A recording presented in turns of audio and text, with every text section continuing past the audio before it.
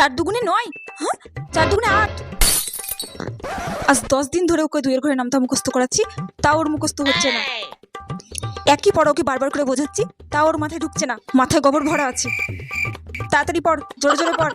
4 দুগুণে 8, 5 দুগুণে 10, 6 দুগুণে 12।